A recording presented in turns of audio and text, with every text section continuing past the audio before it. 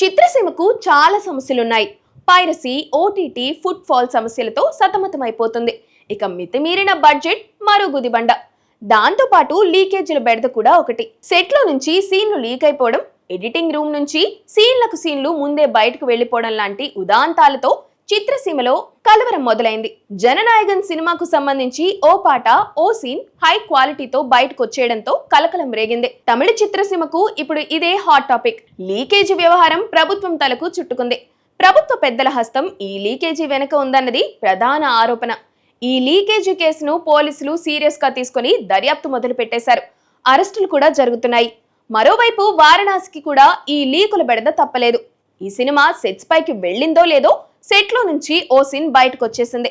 దాంతో Rajamouli and team alert అయిపోయారు. తగిన జాగ్రత్తలతో షూటింగ్ చేస్తుంది రాజమౌళి టీం. అయితే ఈ సినిమాకు సంబంధించిన మరో సీన్ బయట హల్చల్ చేస్తుంది. ఇది కూడా సెట్లో నుంచి బయటకు వచ్చేసిన సీనే. షూటింగ్ సమయంలో క్రూతో సహా ఎవ్వరి సెల్ ఫోన్లను అనుమతించడం లేదు. అయినా సరే ఈ లీకులు ఎక్కడి నుంచి జరుగుతున్నాయో అర్థం కావడం లేదు. సెట్లో 4 గోడల మధ్య షూటింగ్ జరిగితే ఎలాంటి ఇబ్బంది ఉండటం లేదు. బయట వాళ్ళు ఎవరూ లోపలికి వచ్చే అవకాశం లేదు కాబట్టి లీకుల బెడద తప్పుతుంది. అందుకే పెద్ద సినిమాలన్నీ ఇప్పుడు స్టూడియోకే పరిమితం అవుతున్నాయి. అల్లు అర్జున్ రాకా సినిమా మొత్తం సెట్లోనే జరుగుతుంది. అందుకే లీకుల బాధ లేదు.